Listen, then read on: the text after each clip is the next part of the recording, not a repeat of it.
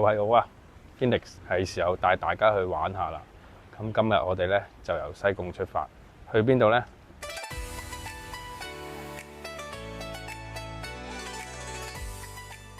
？5月8號咧就係天后誕，糧船灣嘅天后誕。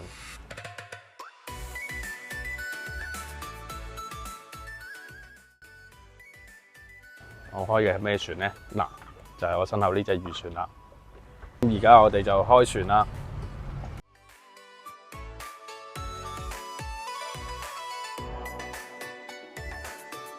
糧船灣咧係我媽咪嘅鄉下，咁咧係一條漁村嚟嘅。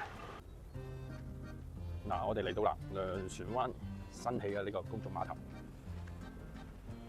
大家都見到啦。你行到入去咧，已經見到個準備緊嘅戲棚啦。因為今年咧會有呢個大戲做嘅。嗱，今次咧嘅劇團咧就有呢啲啦。咁大家對粵劇有興趣嘅都可以嚟睇下。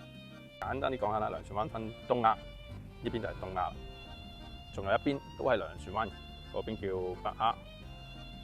咁天后娘娘嘅古仔咧係點樣得嚟嘅咧？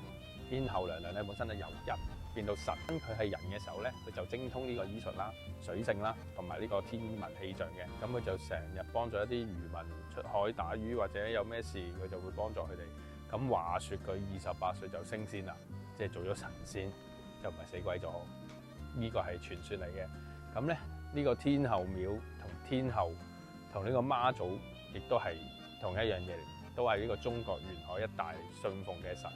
咁我哋香港都有80幾間天后廟，糧船灣呢度只係其中一間嘅啫。當日咧，我身後呢度咧就會人山人海噶啦。天后誕咧都係呢個咧聯合國教科文組織列入咗呢個非物質文化遺產嘅節日嚟嘅。咁咧，大家有時間就嚟睇下啦。